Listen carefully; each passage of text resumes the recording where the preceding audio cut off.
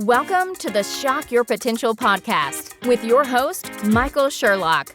We all have potential, but sometimes we need inspiration to get us to our peak performance. Whether you are starting out in your career, ready to move up the corporate ladder, or taking the leap into entrepreneurship, Michael's guests provide powerful tools and resources to shock your potential. Shock Your Potential is a global professional development training company committed to your unique journey. Learn more about us today at shockyourpotential.com. Listen in to today's expert. Thank you for joining us on another episode of Shock Your Potential, where I am, of course, your host, Michael Sherlock. And all month long in this beautiful springtime month of April, we are talking about something that's important. Money. Money matters. Like, not only money matters, but money matters to make sure that our money matters. You know, I like to have that kind of a little duality there in the dialogue. And my guest is going to talk to us about a few things that I think are going to really make you stop and ask some great questions. So Chris Miles considers himself and is known as the cash flow expert, and get this one, the AntiFinancial Advisor, which I can't wait to learn more about that, because you know that that's going to get us really having some thought-provoking discussions. He's a leading authority teaching entrepreneurs and professionals how to, get this, get their money working for them today, not tomorrow. Make it work for you today. He's an author, podcast host of the Chris Miles Money Show. He's been featured in U.S. News, CNN Money, EO Fire. Oh, Entrepreneurs on Fire. Oh my gosh. And a proven reputation. I'll have to make sure that that's the case and it has a proven reputation, as I'm sputtering over my own words. I'm so excited, with his company, Money Ripples. And what he does there is he helps his clients get fast, life-altering financial results. And believe me, he's got the power behind it, because his personal clients have increased their cash flow by, prepare, just hold on, and this might make you want to go and buy a lottery ticket, over $200 million in the last 10 years alone. So Chris, thank you for joining me. Hey, it's such a pleasure. Thank you for having me on. I love it. I love reading people's bios, because I'm like, there's so many exciting things. And not to toot my own horn, but just 2 days ago, I got quoted in Yahoo Finance. And anybody who knows me will probably go, how the heck did that happen? But I was being quoted on how to negotiate better for salary. So I like to make the money, definitely. So Chris, thank you for joining us. It's very nice to have you. Yeah, same here. And you're lovely. Not for people who are listening, they'll know that I also get to see this, but you have an amazing pink flamingo in the background. I love it. It adds all the kind of character to the whole show. But I get hit some of the highlights. Tell us a little bit more about you, your business, and how you help your clients to shock their potential. Yeah, like you said, I'm the anti-financial advisor, right? Like I'm completely against the grain of everything you've been told with money. And in fact, it probably drives you nuts if you're like I was, right? Now, I started out about 19 years ago as the mainstream typical financial advisor, AKA salesman in a suit. That's how I started, right? Just basically came in and told everybody that everybody should be buying mutual funds and invest their money with me. And I'll tell you, like, this is the early 2000s, right after Y2K and everything, or during like 9/11, that period of time. And I was a few years in, and I remember I had a brother-in-law that he was from a family that had just made massive wealth. Like his father was a runaway at the age of 16. And by the age of 19, got his own car dealership. This is back in the 1960s. Wow. And then by 21 became a millionaire, Jeez. Like that's a huge story and an awesome family. And so I knew that if I got in with that family, I had made it as a financial advisor, right? Yeah. So when I finally had that confidence, AKA arrogance, to go meet with them, I go sit him down. I give him this nice presentation. I spent, hours on this presentation just for him. Yeah. I give him this nice little spiel about why mutual funds are awesome since 2000 BC and all that kind of stuff, right? And and as I get to the end of it, he says, "Okay, Chris, well, that's a nice little presentation you did there, but." So let me get this straight. If I give you $10,000 to play with today, you're saying you can make me 12%, right? I'm like, well, there's no guarantees, but that's what's done forever, right? So yeah, 12%, He's like, okay, Chris, that's $1,200 in a year.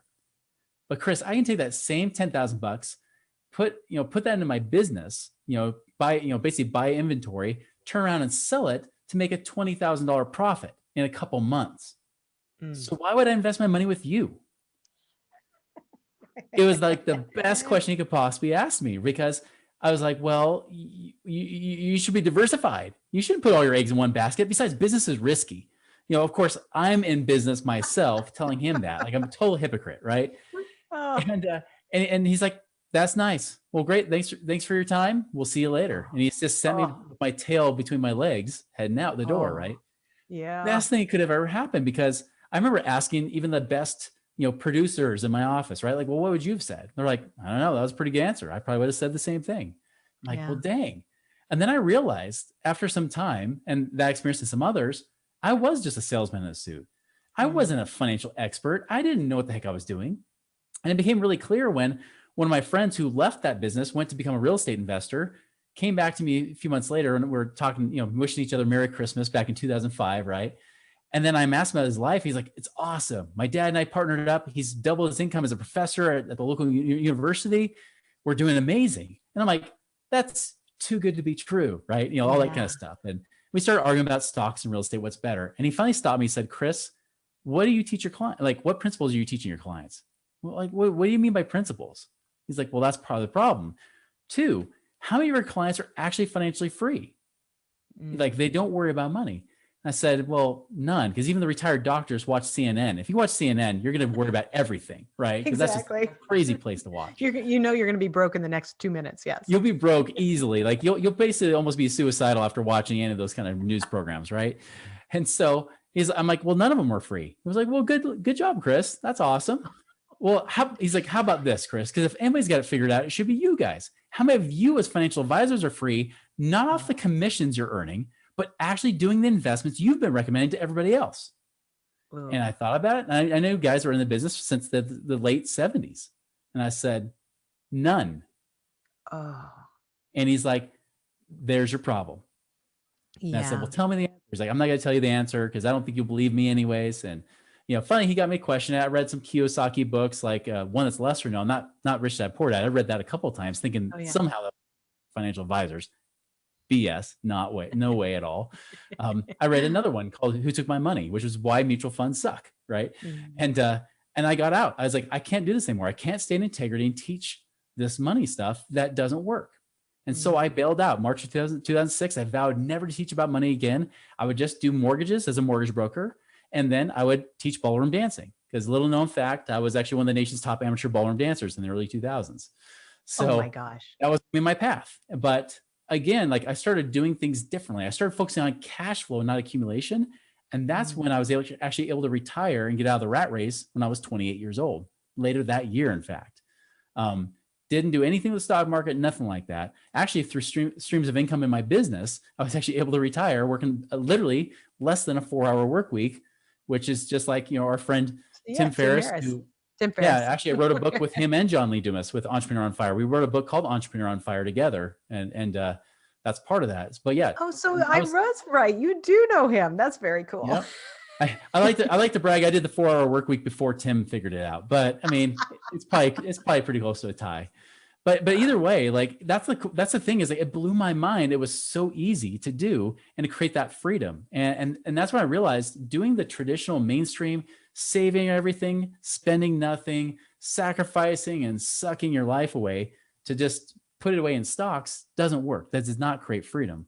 And when I got into business because I wanted freedom of my time, my money, and everything, my life, right? I wanted that control and that freedom of my own destiny. And that's what I've been doing ever since, is trying to break that mold and get people away from that traditional nonsense. Mm-hmm. I actually had a guest on, another guest for this series this month, and he has a similar principle. And it was, as I was talking to him, so I've already had my mind blown. So as I'm talking to you now I'm able to, like, comprehend it even deeper. This sense of, being told that your path to your financial freedom is invest in your 401k, don't touch it, don't take it out, add more, and all those things are investment. But you always know that there's risk, but you don't, there's that balance of, I'm going to do this because it's less risky, but thinking that doing the opposite of that means there's huge risk. And that's, I think, part of breaking out of that mindset is to realize it doesn't have to be one or the other. One's not risky or completely safe, there's balances on all kinds of ways that you use and manage your money if you really stop and look at it. I'll tell you, it's virtually impossible to retire easily on a 401k, right? Now you can No get kidding. a supplemental income, but it will never get you fully to that goal, at least if you're not trying to live a really cheap, broke lifestyle. Because that's what it is. It's like people that are trying to save up, max funding their 401ks. And I've run the numbers over and over. But the truth is, if there's inflation, when you start factoring that in as well, the affordability of your life isn't there. The freedom isn't there. And Right.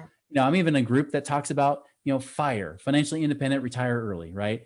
And they're all about buying Vanguard funds and Fidelity funds and things like that. And I'm telling you, like, a lot of them are like, yes, I'm almost there. I'm like, no, you're not. Like, you think you're there.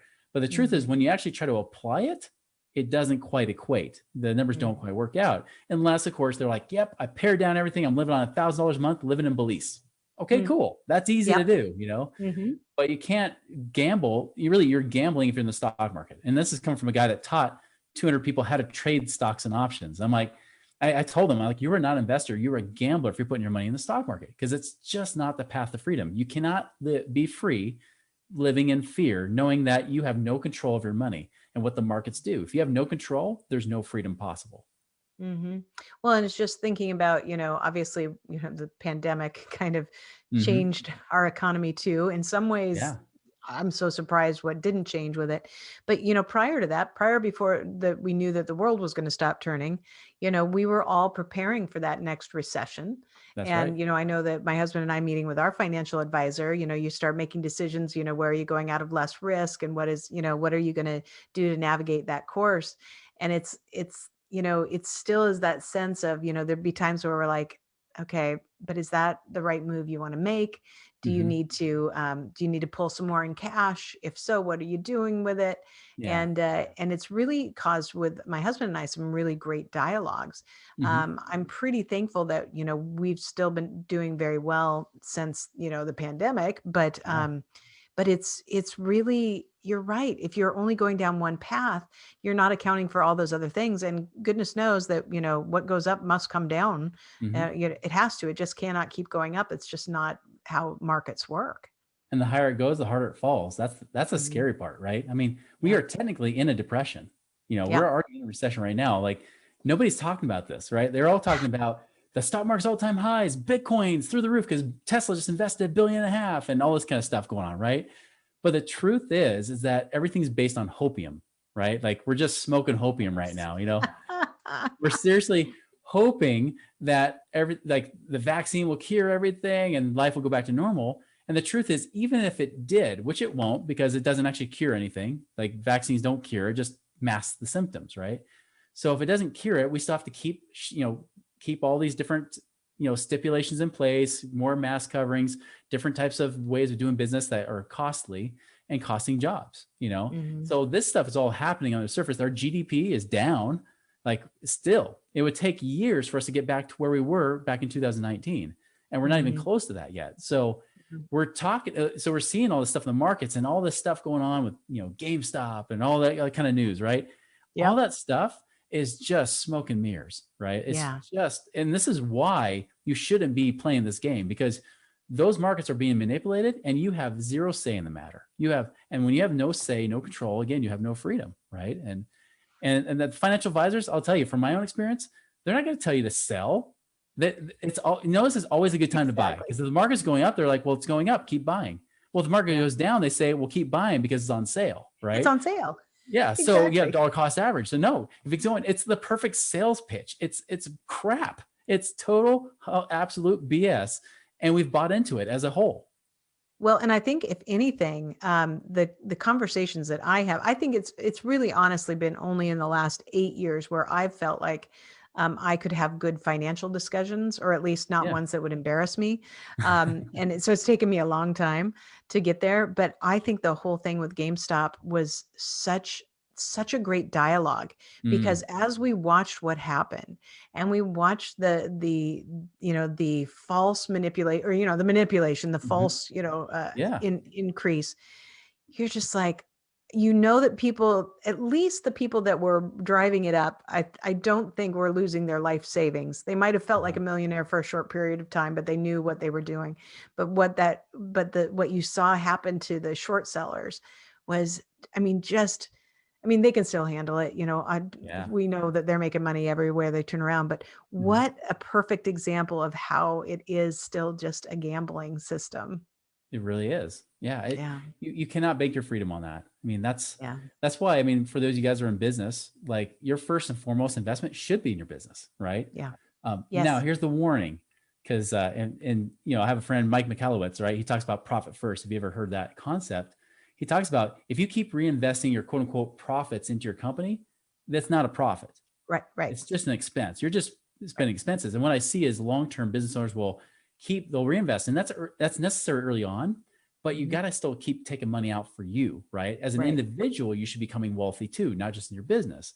But if you Right. keep reinvesting in your business, all you're doing is just spending money in the business, and that's a recipe for disaster. And then you still always say for the rest of your life, I'm hustling, right? You'll Yeah. be 80 years old saying you're hustling, and that's got to stop. You I got know to some find the people are balance still where doing that. yeah. It's gotta stop. And I did it too. Like I did it up until about 5 years ago when it finally clicked again. I was like, I need to get out of this rat race of, keep reinvesting in my business, working 60 plus hours a week. And Mhm. within a year, I shifted it to where I was working like 10 hours a week, but I more than doubled my revenue in my Yeah. business, but my profit went up like 6, 7 times. Right. And just by making those some of those, I was gonna say altercations, those, making some of those alterations, right?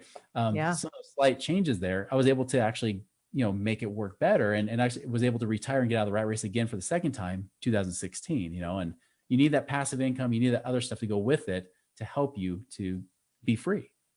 It's funny you say that too, because I remember, I'm a serial entrepreneur, and Mhm. my last company, so I own two now, but my last company that I dissolved, and then because I was going back into corporate America, I remember having this discussion with my husband where, he's going through the financials, and I'm like, and he's like, so what about this meal and whatever? I'm like, well, it's a business expense. And all of a sudden he goes, okay, I'm not telling you can't eat steak while you're traveling for Uh-huh. business, but when you own the company, that steak means that you took that, maybe that's 10 pounds of hamburger that you could have had Hmm. because, you could have paid yourself that difference and had more That's profit in the right. company that could go to you. And I went, oh, one of those light bulb moments where you're like, oh, well, then maybe I should be eating more hamburgers when I'm traveling on my own dime in my own company Yep. versus having the steak. Now, when I worked for somebody else and they let me eat the steak, then eat the steak. Right. It's true. It's It's like different. stepping over a dollar to pick up a quarter, right? You're like, ooh, I'm gonna get that tax savings, that quarter is tax savings, but I just spent a dollar to save a quarter, right? Exactly. Exactly. And it's not my fault if that company I worked for didn't tell me I shouldn't eat steak. I mean, Right. really. That's right. I love it. And Chris, we are talking about so many great subjects, which I think really come down to people really taking control over their financial situation. And so I've asked all my experts this month to give some top tips about how you think that listeners and viewers can and should be able to manage and take more control of their money and make it work better for them. So, can you share a few key ideas with us? Yeah, I'll share maybe three or so. Yeah. Starting with more foundational, right? This is something I tell everybody, whether you're an individual business owner or otherwise, is first and foremost, you have to be tracking your money. Track what's coming in, track what's going out, right? It's an interesting world because most of the time people think there's just spenders and savers, right? Spenders is easy because they love to look what's coming in, but they ignore what's going out, right? They ignore Mhm. to see what they're spending. So they don't look at that. But savers are also not free. Savers are hyper focused on the expenses. They're about trying to be cheap, right? They're about not a burger. I'm going for chicken because chicken's cheaper. You're right. Like, where's those chicken nuggets? I'm going to go to McDonald's instead of, over here, right? At McDowell's or whatever. But that's the difference is that you try to be so cheap and they focus on expenses, but they forget about increasing the income too. A Mhm. steward does the best of both. A wise steward says, I'm going to look at the income because I want to maximize that because it is unlimited potential there. But on the flip side, I'm going to look at my expenses and make sure that I'm being wise with it. I'm not just being reckless. I make sure that I'm spending what it is, but I'm not going to be a cheapskate. right? Mm-hmm. And that's a key difference because there's abundance there. See, that it has to be an abundance mentality if you want freedom. Savers and spenders are in scarcity because there's never enough, right? There's always that fear. And when there's fear, you can't have freedom, right? Yeah. And so that I think is number one. And easy ways to do that. If it's in your business, use QuickBooks. QuickBooks is an easy program to use. There's also Xero, like Xero. Xero is another one that's an alternative to QuickBooks you can use and just helps you track your numbers because I'm ambitiously lazy. I like to do things as easily as possible, right? So I love that they download the transactions for me. I have to categorize it, but eventually it memorizes like the AI memorizes what you categorize. It says, oh, we've seen that before. That's this category. That's, food, or that's, operating expenses, or that's this or that, right? It'll organize it for you so you can just manage it, which is awesome. The similar side on the personal finance side, the similar program would be like Mint. Mint, like MINT, is a great free program to use. I've used it for years and it's great for tracking too. But that's the key, is tracking it. I recommend at least a couple times a month, if not weekly. Okay. So that's as you're talking about that, I'm making a note because I'm going to tell my son that he needs to start using Mint for his personal. It is. He'll probably And already for those say, that I'm are already doing it, Mom. and for those app crazed people, they even have an app. I don't ever use the app. I just do the online thing, but you can do that too. So second thing I'd recommend is debt, right? That's a really interesting topic, especially from personal versus business finance. Here's the thing. If you're already in business finance is actually more accurate than personal finance. Financial advisors are stupid. Okay, I'll just say it. Like they're good salespeople, but they don't have that real life wealth application. Because like in business, we think about debt. We're like, well, yeah, if we can use debt to make more money than it cost us, that's a good investment. They don't say that on the personal finance side. They say, oh no, avoid all debt, pay it all off, get out of it. Which by the way, it's the banks that taught us to do that. The banks want you to pay off debt as quickly as possible because when you pay them $1, they legally can turn around and loan out $10. So every time you pay the extra $1 of principal, you know how they say, hey, biweekly payments or pay an extra $1,000 a month on your mortgage. They do that because when you pay an extra $1,000 a month on your mortgage in principal, that allows them to free up $10,000 to loan out and make money off of you. So they create speed. It's acceleration of money, not accumulation. Financial advisors always teach accumulation of money. That's the slow and really hard, risky way of creating wealth. Acceleration, which it can also be applied to business, is the key way to do it. So when you look at debt, don't look at it as evil or bad, but don't look at it as something that you just go hog wild for, right? Because right now there's lots of speculation. There are people going to debt right now to buy Bitcoin and gambling their life away right now. It's not cool. Yeah. The thing is, don't fear it, but do respect debt. It can either help you or hurt you depending on how wise of a steward you are. Coming back to that first point. So when I look at debt, I look at, all right, if I'm going to get debt, can I make more than the monthly payment from it? So if I use it in my business, I remember my first SBA loan, right? It was $25,000. The payment was $126 a month. Now, if you're in business and you put $25,000 into it, if you cannot make $126 a month, you should not be in business. You should not be in business. You should go get a job, way less painful. Not everybody's meant to be in business. Okay. True. That's a good clue right there. If you can't make that money make more, don't do it. Same thing on the personal finance side. I love, like, when COVID was starting to hit, like back in March, I remember seeing the bank's response. I said, I'm seeing 2008 again. I better get my money out. So I actually got a line of credit, home equity line of credit. I pulled all the cash out of it. And yeah, I've got a monthly payment, but what did I do with that cash? I went and I bought residential real estate that cash flows me at least a 12% cash on cash return. So, when I borrow, you say it's $50,000, I intend to make $500 a month profit off my real estate, right? Well, the payment on $50,000 right now, especially with low interest rates, is seriously about $150 a month. Oh, nice. Yeah. So I'm making I'm making $350 a month for free. It's an infinite rate of return, really, because it's not my own money. It's somebody else's money I'm borrowing and doing it, which, by the way, is the same thing the bank does to you.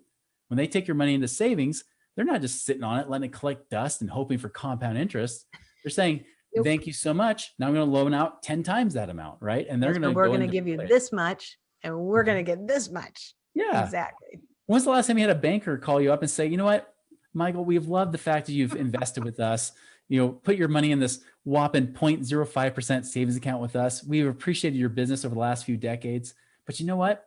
Do you see what that's like over time? Like when it compounds, oh, it's horrible. Like we're in bondage to you because we're in debt to you because we pay you interest. So we're going to pay out back all your savings. Keep it, take it. We don't want to be in debt to anybody. Imagine if a bank did that. You would think they're the dumbest bank in the world. Guess what?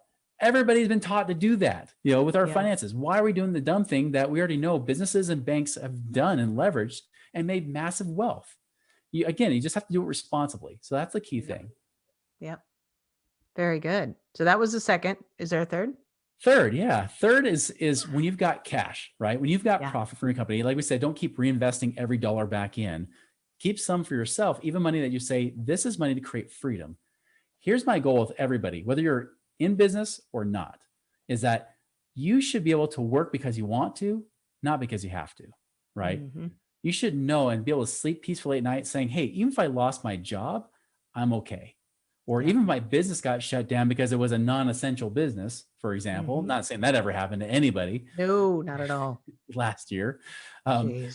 If that happens, we want to make sure that we're still okay, right? Yeah. So when I talk to people, I want them to get out of that rat race. I want them to have enough passive income that will cover their expenses. That to me is financial independence. Now, financial freedom is way beyond that number, right? That's when you can just do whatever the heck you want.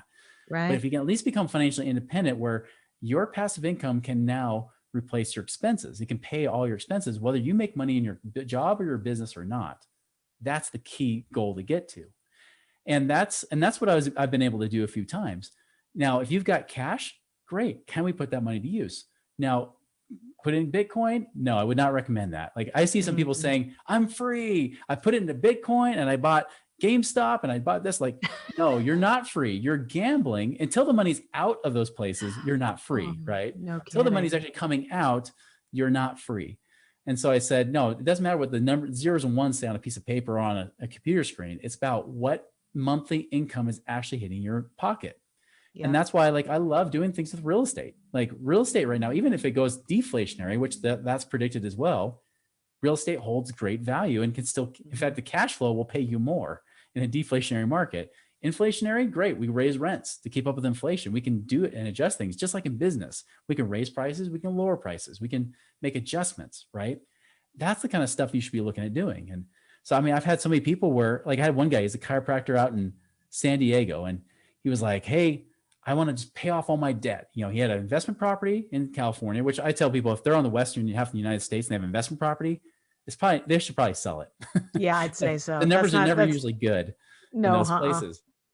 So he was making I think $200 a month. He just told me, in fact, last week, he said that now his property is worth $750,000, but he only owes about $150,000. So he has $600,000 of equity, but he makes only $200 a month.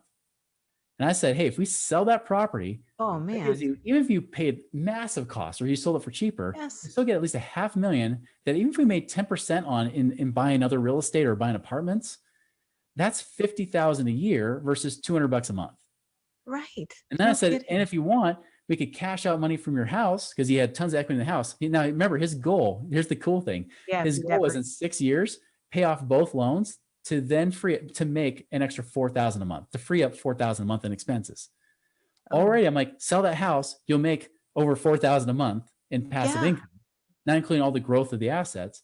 And then two, if we can get cash out of your house, then we could probably make at least another few thousand a month, even if we don't pull it all out, just a little bit of that equity. Right. And you could do that too. And I was like, look, we can make you really within the next year or two, $100,000 a year of passive income versus you hoping to make maybe $50,000 a year of freed up expenses by paying off your debt. It's such a drastic difference in life. And that's the freedom I want people to have. The kind of I've experienced where you can go snowbird in the winter. Like I just got back from Florida, and hence the pink flamingo in the background, good. Just to be able to take time and get away and say, oh yes, I can be free. I don't need to make that next paycheck. And by the way, if you're a business owner, the time when everybody wants to pay you money is when you don't need it. Yeah. It's when you need money or you're desperate, people shy away. They're like, something feels icky. Yeah, it feels icky about that person. But your energy, when you're free, is powerful and people are attracted and drawn to you. And ironically, you end up making more money because you don't need the money. Right. I agree. Totally. I totally see that. I love it. Oh my gosh, we could talk forever. especially about Florida. We'll talk about that after we're done taping, because I just came back from there as well. I'm ready to go back. Me too. Chris, I think you're fantastic and great points. I think they're really valuable. And I think it's going to be really interesting as I, finish this whole series and see what my listeners say, because I think that's one of the common themes is let's question the norm. Let's start to ask some deeper questions. Let's really, look behind the curtains on how we're operating with our finances and see if we can, get the courage to make some more financial steps. Because you're right. I mean, even the gentleman you're talking about, set up great, thinks he's got it all, but the sense of trying to eliminate just to have that less fear, as opposed to really taking a clear, open look at everything in front of you and seeing what's there that's available. I think we might start to see things vastly different. So fantastic. Well, I know we're going to have all your contact information on our show notes, but just in case somebody wants to find you right now because they can't wait to connect with you, what's the best way for them to find you? Two easy ways. One, you can either visit my site, moneyripples.com. That's RIPPLES, right? .com. Or you can go check out my podcast, The Chris Miles Money Show. It's on iTunes or wherever else you listen to. I love it. And before we go, do you have any last words of wisdom or pearls of advice for my listeners and viewers? Yeah, there's hope. Even if people think, okay, am I really that close to having freedom? It's closer than you might think it is, but it does require a different way to see things. And when you see it differently, it's just like taking that red pill, right? Or blue pill, whichever one it was in the Matrix, right? When you take that pill, all of a sudden your eyes are open. You're like, wow, like there's a whole nother world here I didn't think was possible. And that freedom is worth it. Excellent. Chris, thank you so much for sharing your expertise with us today. Absolutely. It's been a pleasure. Thank you for joining us on another episode of the Shock Your Potential podcast. Learn more about us today at shockyourpotential.com, including details on Michael's 2 best-selling books. Tell me more, how to ask the right questions and get the most out of your employees, and sales mixology, why the most potent sales and customer experiences follow a recipe for success. And as always, don't forget to subscribe, rate, and like us today.